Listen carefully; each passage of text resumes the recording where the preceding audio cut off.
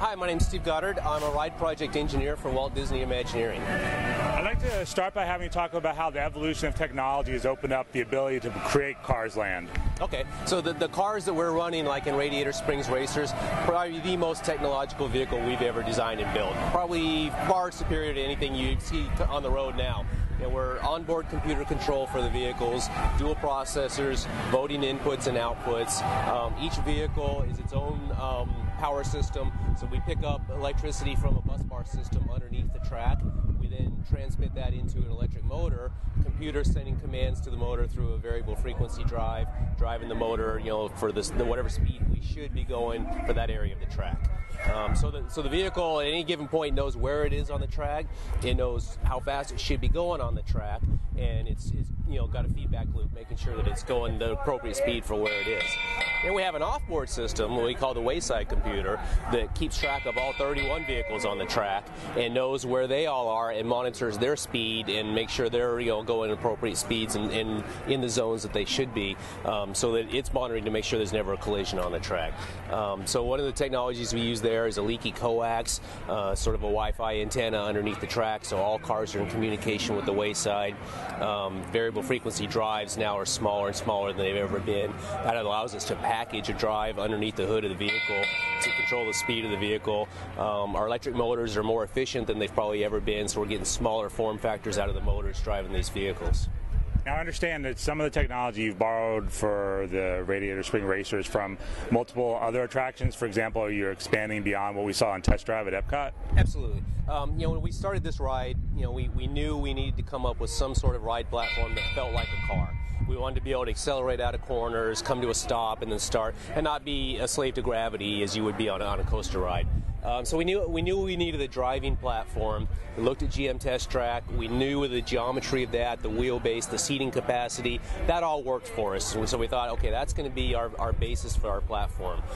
So we took that body and then we gave the engineers a blank sheet of paper and said, go from there. And so, look and shape of GM Test Track underneath the hood is all new. And a lot of that was we fixed the things that have been causing maintenance problems out in Florida. We fixed the things, or a lot of the components were obsolete. Our drives were obsolete, the motors were obsolete. So we had to redesign all there. And then there was a lot of just making it better. This is the next generation on that. And so, I think we figured we would have about 10 to 20% redesign when we started this. We ended up redesigning 80 or 90% of the car, keeping the same geometry, and that's about it. And can you talk a little bit about the actual technology you guys used to build it in the cave? I understand some of that technology was maybe running off of video game engine technology as well? Oh, absolutely. We have a cave mechanism where we did a couple things. We did a video ride-through of the ride, and so we modeled the entire land around us in 3D, the track, the rock work, the building, all the show sets and everything. And then you could do one of two things. You could put on a helmet with 3D glasses, or you could go into the cave and have a headset on that monitors your head movements and look around and actually ride through the ride years and years before we even built it. And we integrated that with our 3D model of the building so that, as you're riding through the ride, you can see, there's a piece of ductwork going across there that we don't like and things like that. How did you go about deciding where things were created based on the fact that this was all from a CGI movie? What role did that original CGI have in helping you guys build this real-life version? Yeah, so the original movie, the CGI movie Cars, was the basis for this entire land. We wanted to exactly duplicate Radiator Springs as it is in the movie. So we teamed with Pixar, who is the creator of that movie, and between watching the movie and going through their concept sketch and their 3D models, we were able to translate that into our land and make an exact copy of Radiator Springs.